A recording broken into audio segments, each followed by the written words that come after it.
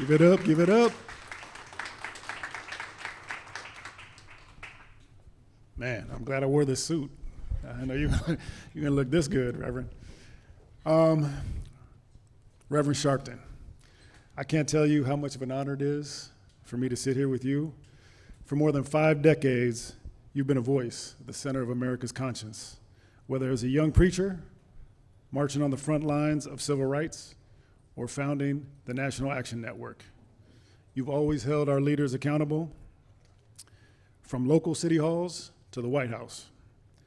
You've pushed this country to confront difficult truths while inspiring action, and we're truly grateful to have you here at this bigger Black in New York at Outfront Media. Thank you so much, personally. Well, thank you. Thank you. Thank you.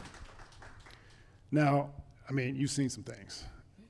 In your advocacy of underrepresented communities, you've seen political wins, you've seen tides change, but it feels like something's a little different.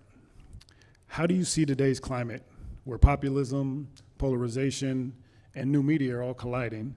And how's it changing the way Black America has to organize and advocate? Well, I think that we have seen mean-spiritedness and institutional racism before. I don't know that we've ever seen it combined together in the way we have, where they are so arrogant about it. Even when I was younger and we'd fight certain inequities here in New York and then in other parts of the country, they would pretend to be sympathetic. We have a spirit now where they don't apologize. To think a guy like Charlie Kirk, who had said some basic biased things about Black women and Martin Luther King and others, and all of us denounce unequivocally any political violence against him and anyone else, but then they take it further. They want to make a holiday out to him and all. I mean, this, I can't remember any time we've seen this. And I think a lot of it is it is symbolized by Donald Trump, but is in its endemic, though, of a whole different attitude of that we can get away with it, which is why we have to build a resistance movement. The other problem I think we have, which is why being with all of you this afternoon is so important, is they've been able to do this at a time that they have been weakening Black media.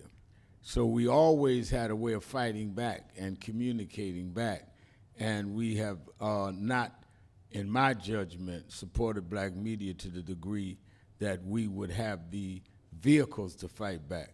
So I'm told when I was a kid before, I joined civil rights when I was 12, but even before that, they said that the SCLC, Southern Christian Leadership Conference building in Atlanta, they were on one floor and the Black radio station was upstairs, and they used to drop the mic down to let Dr. King talk to the people in Atlanta.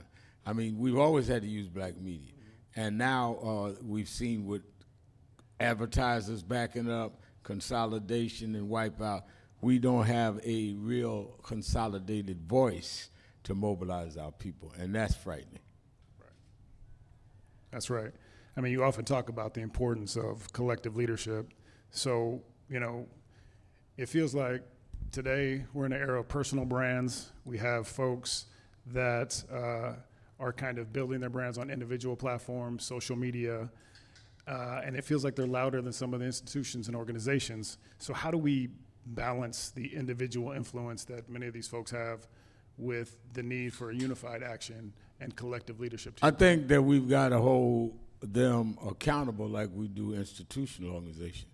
For example, in the last 15 years, every time there was a major incident, whether it was Trayvon Martin, whether it was Eric Garner in New York, whether it was Michael Brown in Ferguson, Missouri, all these touch points, we would, institutional organizations like mine, National Action Network, we get called in the family, because most of the time the family didn't know what to do. Some didn't even have the wherewithal to have resources to bury person, no one plans on their kid to get killed by a cop or a racist. Then the loud voices would come in that use social media. But the thing that I started noticing is that every incident from year to year was different people. And so you can hold an institutional organization accountable.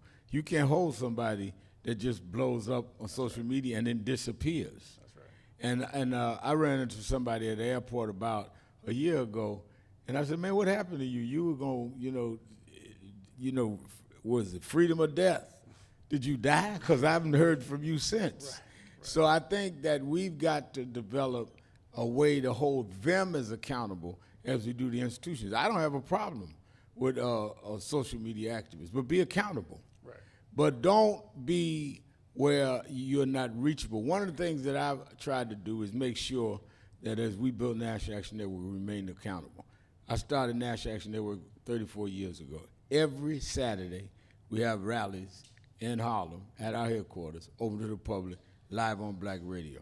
To this day, when I got the show on MSNBC 14 years ago, they said, oh, he ain't coming uptown. I've been there every Saturday. I don't care if I'm in Nairobi. Because if you cannot be accountable to people, how are you going to speak for people? And how do you lead people you don't even like? Because a lot of us don't even talk to each other. Right. And I think that that's what we've got to do. We need young activists. Most of my organization is young folks now. But I teach them you got to be accountable. You cannot just go for the sound bite and not be there for the people. That's right. And you've mentioned generations of activists, but Gen Z and younger Black leaders are approaching power differently. They're doing it digitally. They're less tied to traditional structure. So how do we ensure that we keep an intergenerational community and keep that continuity without losing momentum? I think by communicating and holding each other accountable, they have the right to hold those of us that are older or institutional accountable. We have the right to talk to them. But the thing that I've always tried to raise to them, which they have come to see, some of them that were with us in George Floyd, is that if you build your whole movement on a digital strategy, what happens when Elon Musk decides to take you off? I mean, it's not like we control these places and these spaces. So I think that we've got to be you've had some of these social media outlets say we're banning certain people from being on. So you've got to have that to get everybody's attention, but you've got to organize something that we control, and that's been my advice to them. The other thing is there's nothing new. When Martin Luther King started, there was no one voice. You had Dr. King, you had Malcolm X, you had Fannie Lou Hamer, you had Thurgood Marshall in the Supreme Court, you had Adam Clayton Powell in Congress, you had John Lewis and them that were younger that didn't want to be with Dr. King, SNCC, Student Nonviolent Coordinating Committee. So this is not new that we've always had this generational difference. When Jesse Jackson was the youngest guy on King's staff, when I was 12, I became a youth director in Jesse's chapter here. I thought Jesse was an old man. He's 26 years old. He's double my age. So, we've always had these rifts. The question is, does our goals and objectives outweigh whatever generational differences? Because you got to be more than just young. Mm-hmm. Young is not an achievement. That means you was born last. But if you can use that youth, that those of us don't have the same energy and all, then you will find out every day you get up, you're going to be older. And there's somebody being born every day that's going to call you old. So we got to be a little smarter than the generational thing. It's how we learn from each other, because the younger generation has access to things and knowledge of ways, especially in media and technology, that my generation does not know. And I have a grandson, one grandchild. He's 6. He's going to know stuff that the generation now doesn't know. So we need to understand that movement is about continuity. It's not about competition. That's right. That's right. Thank you. Yeah, for sure. And speaking about aligned objectives, how do we align those objectives so that young, old, rich, poor are all moving towards that same goal? We have to have goals that supply and answer the needs of young and old. So you can't have a lopsided interest.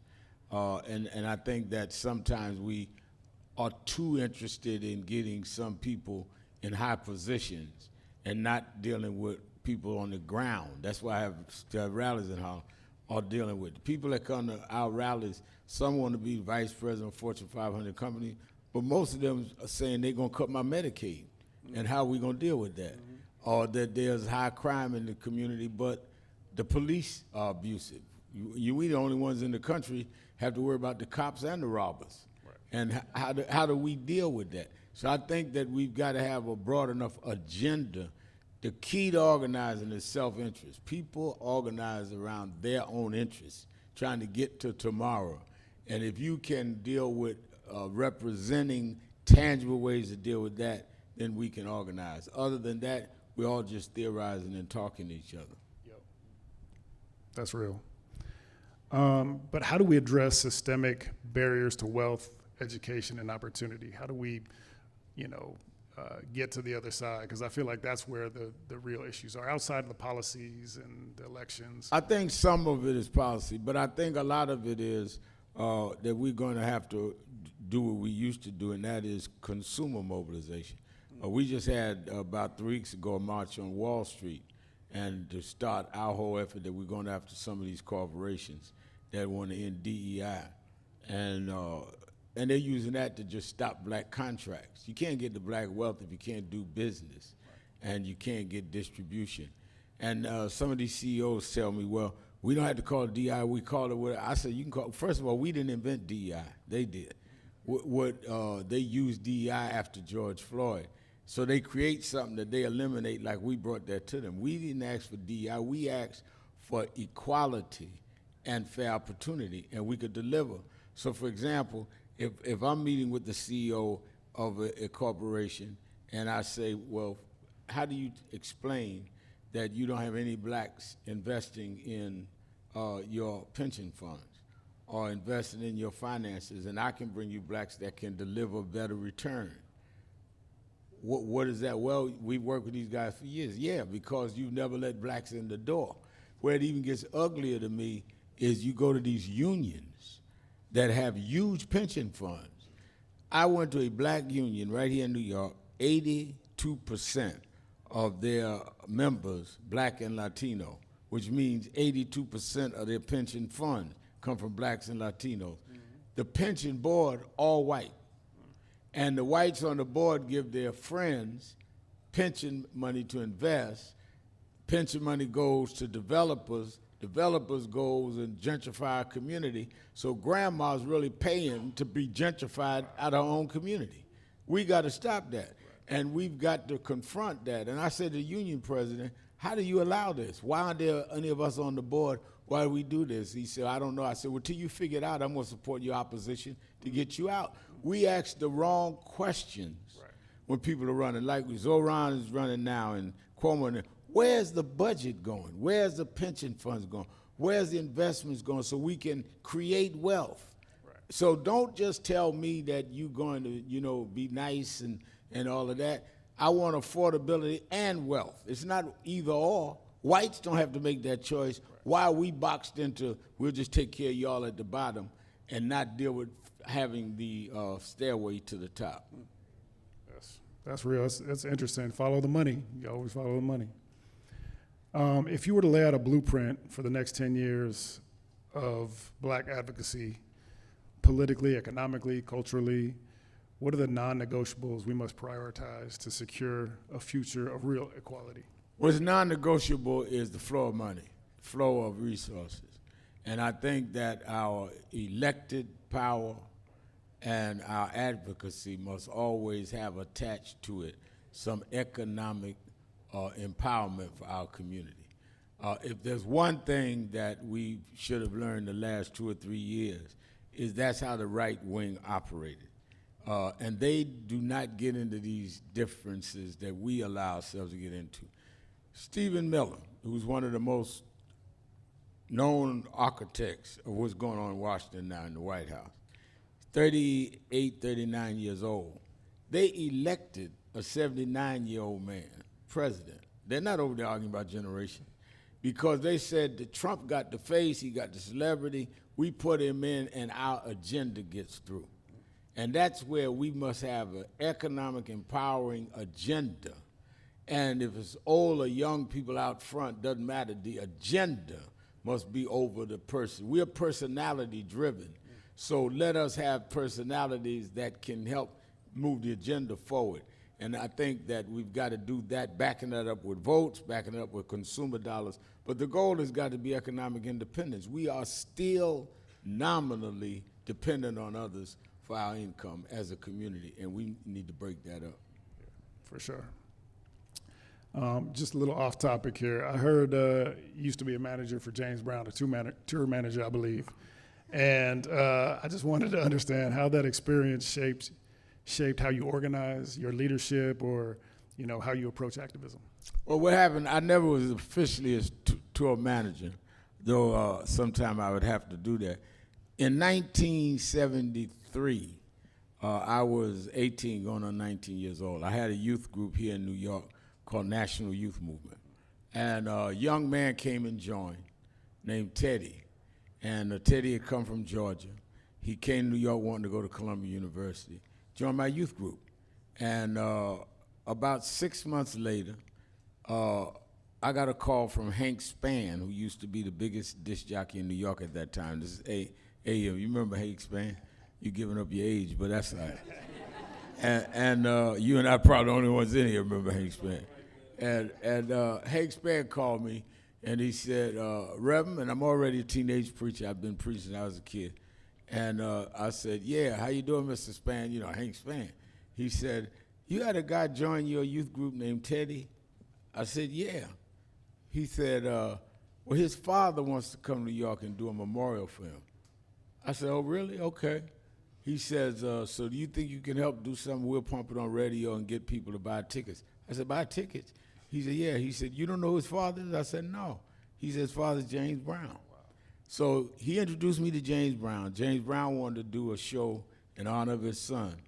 And it was in '73 where James was having a fight with some folks because James had supported Nixon with Sammy Davis for president. So James Brown kept asking Hank, they ain't gonna pick at this kid, right? They said, no, they like the kid. No abilities go. That's how we got tight. Wow. So he would say to me, you same age as my son. I lost my son. And he took me on the road sometime and financed my youth group. So I became like the son he lost. My father left when I was 10 years old. He became the father I didn't have. So it was more of a father-son relationship. Gotcha. So he would call me, what you doing? Can you come out this week? And I'd come out, and he'd say, go in there and you pick up the money tonight. The manager's doing something. So people say I was his road manager. I knew nothing about road managing. I was just as his son. Right. And it affected me in the sense that I learned business from him. He owned 3 radio stations, and he also had his problems with FCC. And as I grew older and got more known, I would go and argue for black radio ownership. So I learned that from James Brown. Used to always tell me it is about 75% business, 25% show. He said, problem we got is we in show, but we ain't in the show business. That's right. That's right. If it don't make dollars, it don't make sense. That's right. Well, look, I think we're opening it up to questions, if I'm not mistaken. So do you mind sitting around for a few more questions? I don't mind. One of my favorite quotes, by the way, while they're getting folks up to answer questions, the key to life is finding a purpose. And I feel like you found your purpose, you dedicated yourself to it, and we're all better for it. So thank you so much. I appreciate it.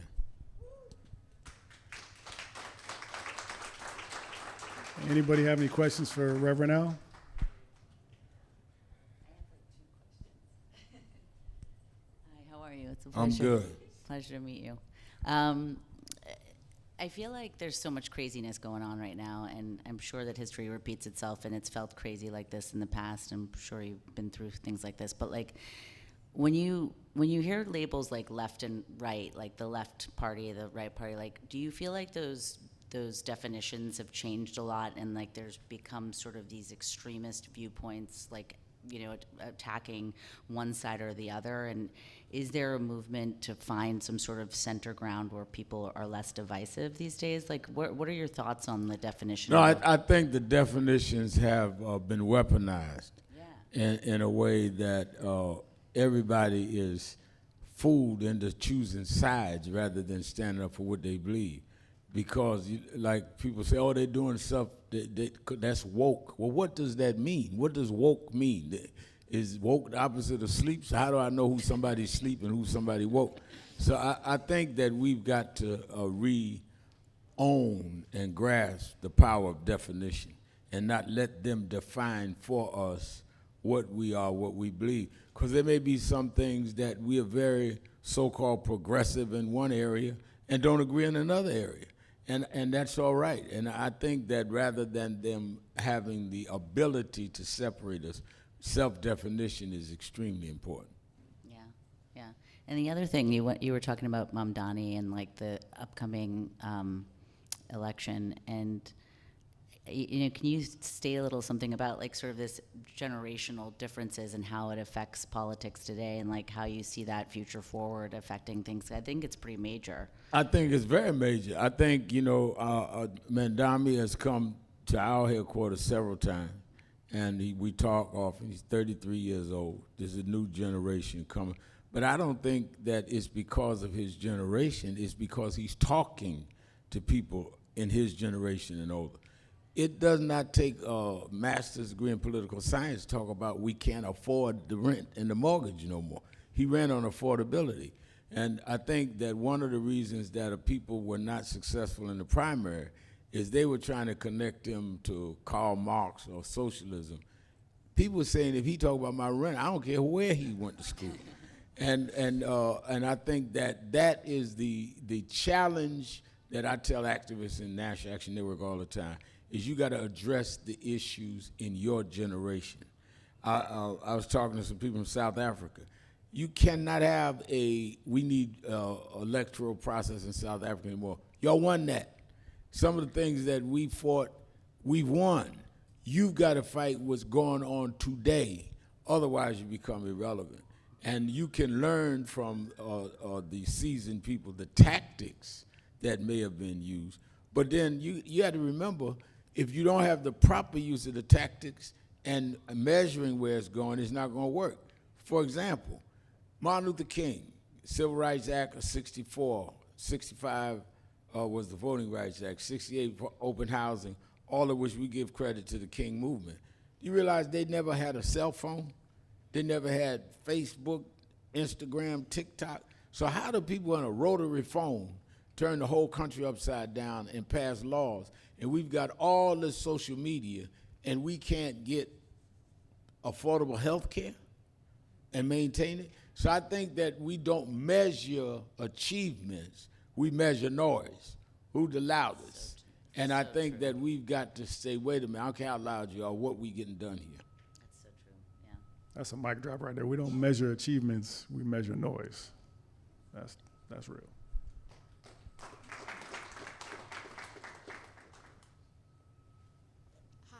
Hi, Uri Tambura. My question is about effective activism in 2025. What does that look like?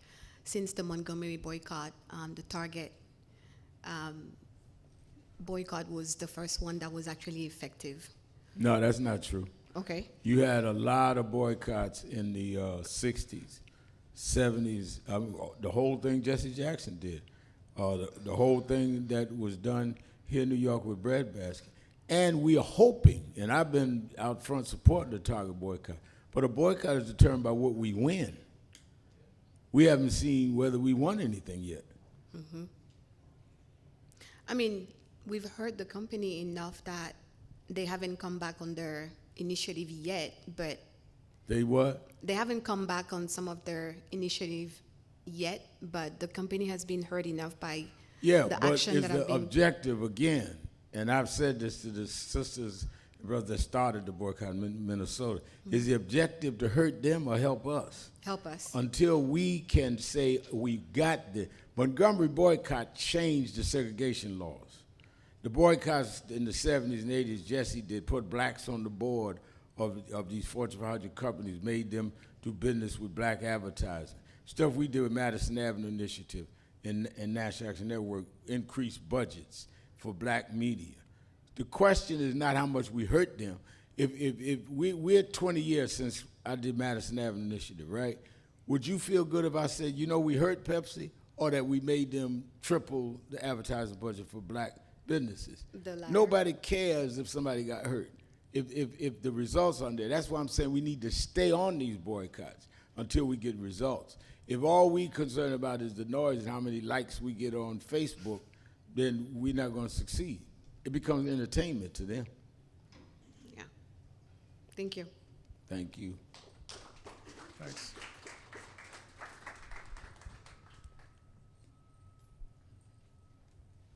Good afternoon. Kristen Roshan, NBC Universal, as well as Alpha Kappa Alpha Sorority Incorporated, Social Action Justice Chairman.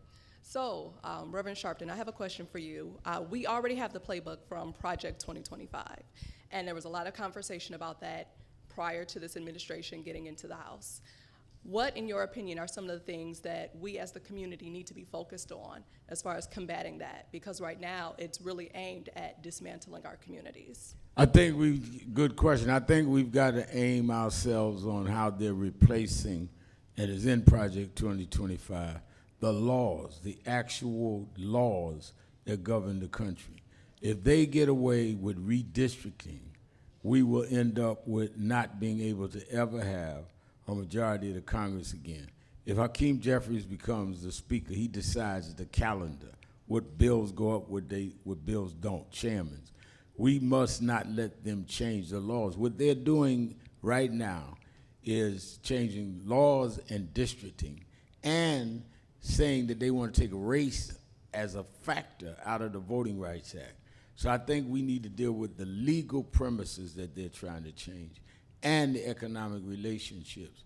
Again, DEI was what they came up with after George Floyd. When we all start marching and doing whatever, they said, oh no, DEI, we're gonna do diversity, start throwing money at groups we never heard of.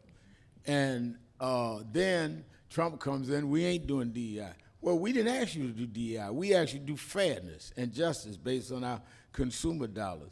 And you gave millions of dollars to groups we ain't never heard of. You never came to those of us that was with. I'm still working with George Floyd's family.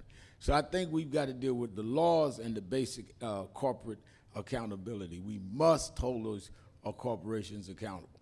And the ones that we've challenged, like we in the Wall Street March, we come out saying we're buying shares. We're going to shareholders meeting as shareholders and say, all right, shareholder meeting, they got to let you in.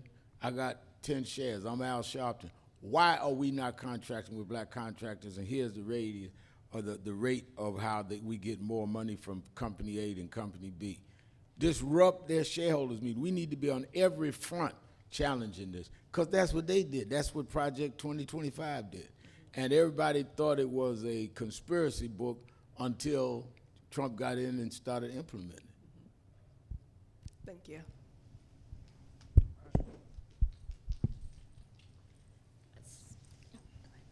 So you've mentioned activism and how, digital, they can silence those on digital who are trying to be activists and whatnot.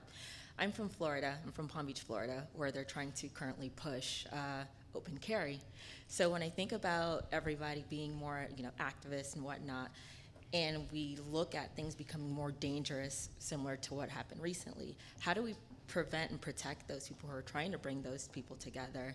And I can only imagine back then it looked like it was scarier back then when you were growing up, when you saw all the marches and whatnot. But I feel like even now it's even scarier to go out there and speak up against about those who are louder. So what would be a strategy to go out there and speak up? I think that you're right. It's dangerous then, it's dangerous now. And the only protection that you have is that if you have collectives, that's why we build organizations. You strengthen each other. If anybody tells you it's not going to be scary, they're not telling you the truth, because there are people out here that will kill you. I've been stabbed leading a march with 1,000 people behind me, and they'll walk right in front of the police and stuck a knife in my chest. They're not afraid. They believe in, you have to remember, I think a lot of us don't understand how deep white supremacy is. Everybody just about in here will believe what their grandmama and mama raised them to believe. Well, these people were raised to believe they were superior to us. They don't believe grandma was lying. They are inferior. We're better than them. So when you infringe upon their supremacist platform, they want to take you out one way or another. We got to understand that. As we re-educate some, we've got to be determined ourselves that we got to take the risk. Some of us said, I'd rather take the risk of being hurt fighting than take the risk of not fighting and live in an inferior position. Thank you. We probably got room for one more question. Thank you so much. My question is, my name is Chukwe Bukanwafa, by the way. My question is, what is the connectivity between Africans, from your point of view, your perspective, what's the connectivity between Africans and African Americans, and how can we have more progress being made, with that connection? I think that there has been some connection, but not nearly enough.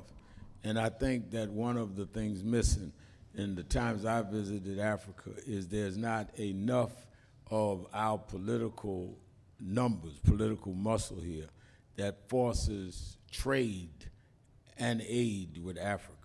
So if we cannot say to African nations that based on our political numbers, we're going to make sure this happens, that happens, and we force an economic agreement with each other, then it does not, then we're then in an emotional relationship and not a real relationship. Everybody in this country looks out for their homeland but us. And we have 60 members in the Black Caucus. What is our African agenda? And I'm not even talking about just now where you've got somebody hostile, under Biden. And I'm not talking about visit Africa, kiss 2 or 3 people at the airport and get on a plane and come back.